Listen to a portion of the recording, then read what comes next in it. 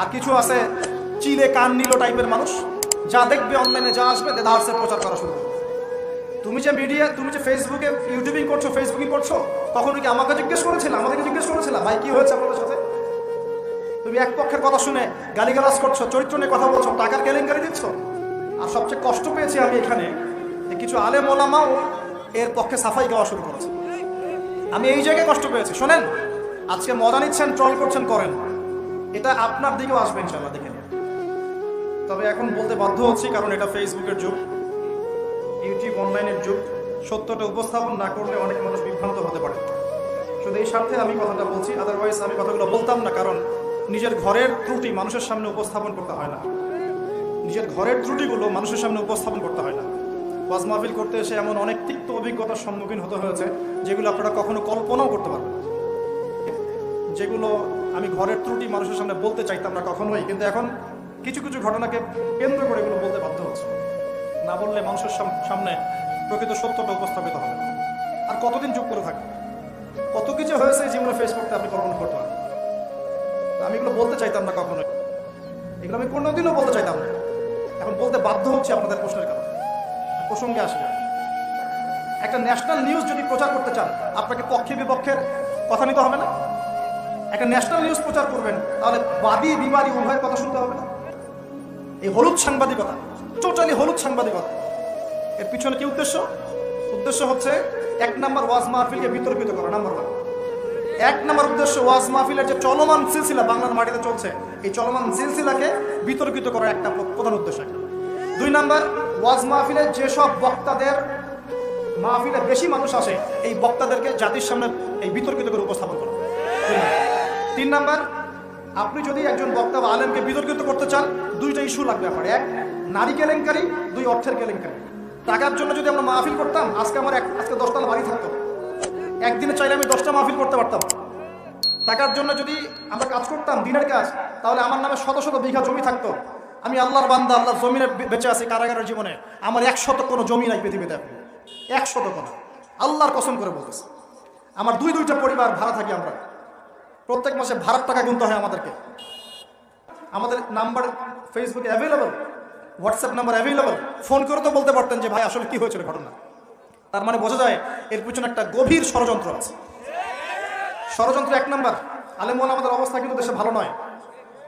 ষড়যন্ত্র 1 নম্বর হচ্ছে হকপন্থী আলেম ওলামাদেরকে সমাজ থেকে মাইনাস করে দেওয়া, একটা উদ্দেশ্য। 1।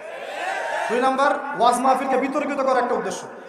3 নম্বর, যেসব বক্তাদের ওয়াজ মাহফিলে বেশি মানুষ আসছে, জনগণ শুনছে, আমল করছে, ইসলামের একটা ফ্লো সৃষ্টি হচ্ছে, এই মানুষদেরকে সমাজে বিতর্কিত করে দেওয়া। এবং এই কাজগুলোর মধ্য দিয়ে কারা তাদের এজেন্ডা বাস্তবায়ন করছে আপনারা খুব ভালো করে খেয়াল করে নেন। আর কিছু আছে চিলে কান নিল টাইপের মানুষ, যা দেখবে অনলাইনে যা আসবে দেদারসের প্রচার করা শুরু করবে। তুমি যে ফেসবুকে ইউটিউবিং করছো, ফেসবুকিং করছো, কখনো কি আমাকে জিজ্ঞেস করেছিল, আমাদেরকে জিজ্ঞেস করেছিল ভাই কি হয়েছে আপনাদের সাথে? তুমি এক পক্ষের কথা শুনে গালিগালাজ করছো, চরিত্র নিয়ে কথা বলছো, টাকার কেলেঙ্কারি দিচ্ছ। তোমাদের জন্য 2টা নসিহত করে শেষ করবো, জাস্ট 2টা। 1, নবী সাল্লাল্লাহু আলাইহি ওয়াসাল্লাম বলেছেন, কাফা বিল মারই কাযিবান ওয়া হুয়া ইয়াকুলু কুল্লামা সামিআ। কোন ব্যক্তির মিথ্যাবাদী হওয়ার জন্য এতটুকুই যথেষ্ট যে সে যা শুনবে যাচাই বাছাই না করে তা প্রচার করা শুরু করবে। 1। 2 নম্বর, রাসূল সাল্লাল্লাহু আলাইহি ওয়াসাল্লামকে আল্লাহ পাক বলেছেন, ইয়া আইয়ুহাল্লাযীনা আমানু, হে মুমিনগণ, আপনারা খুব ভালো করে শোনেন, ইন জাআকুম ফাসিকুম বিনাবাইন ফাতাবায়ানু। কোন ফাসিক, পাপাচারী কোন ফাসিক যদি কোনো সংবাদ নিয়ে আসে, সেটা বিশ্বাস করার আগে অবশ্যই যাচাই বাছাই করে নিন। না হলে তুসিবু কওমান বিজাহালা ওয়া তুসবিহু আলা মা ফাআলতুম নাদিমিন। না হলে তোমরা অজ্ঞতাবশত এমন পদক্ষেপ নিয়ে ফেলবে যার ফলশ্রুতিতে তোমাদেরকে অনুতপ্ত হতে হবে। আর সবচেয়ে কষ্ট পেয়েছি আমি এখানে যে কিছু আলেম ওলামাও এর পক্ষে সাফাই গাওয়া শুরু করেছে। আমি এই জায়গায় কষ্ট পেয়েছি। শোনেন, আজকে মজা নিচ্ছেন, ট্রল করছেন, করেন, এটা আপনার দিকেও আসবে ইনশাল্লাহ, দেখে নিন।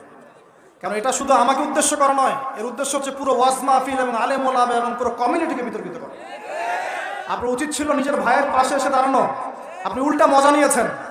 এগুলো আল্লাহর আরশ পর্যন্ত পৌঁছে গেছে ইনশাল্লাহ। আল্লাহ পাক অচিরেই এর ফলাফল নাযিল করবে ইনশাল্লাহ। আমি শুধু এতটুকু বলছি, আল্লাহর কাছে হাত তুলে দোয়া করছি, আল্লাহুম্মা ইন্না নাজআলুকা ফি নুহুরিহিম ওয়া নাউযু বিকা মিন শুরুরিহিম। আল্লাহুম্মা কফিনিহিম বিমা শি'তা, আল্লাহুম্মা মুনজিলাল কিতাব ওয়া সারি'আল হিসাব, ইহজিমিল আহজাব, আল্লাহুম্মা ইহজিমহুম ওয়া জালজিলহুম। এই দোয়ার অর্থ যারা বুঝবেন, জেনে নিয়েন যে আমি কি দোয়াটা করেছি। আমি আল্লাহর কাছে দোয়া করছি, আল্লাহ পাক সত্যের পক্ষে থাকেন, মিথ্যার বিপক্ষে থাকেন। এখানে ইসলামের বদনাম হয়েছে, আলেমের বদনাম হয়েছে, এবং আল্লাহর দ্বীনের দায়ীদের গায়ে আঘাত এসেছে, এবং মিথ্যা প্রোপাগান্ডা চালিয়ে চরিত্র হনন করা হয়েছে। আল্লাহর কাছে দোয়া করছে আল্লাহ পাক যেন একাই এই জালেমদের বিরুদ্ধে আমাদের পক্ষে যথেষ্ট হয়ে যান ইনশাআল্লাহ। আমরা দোয়া করছি আল্লাহ পাক যেন এদের এবং আমাদের মাঝখানে ফয়সালাকারী হিসেবে আল্লাহ পাকই যথেষ্ট থাকেন ইনশাআল্লাহ। আল্লাহুম্মা মুনজিলাল কিতাব, আল্লাহ পাক কিতাব নাজিলকারী, সারিআল হিসাব, দ্রুত হিসাব গ্রহণকারী, ইহজিমিল আহজাব, এই জালেমদের এই দলটাকে আল্লাহ পাক ভেঙে দিবেন ইনশাআল্লাহ।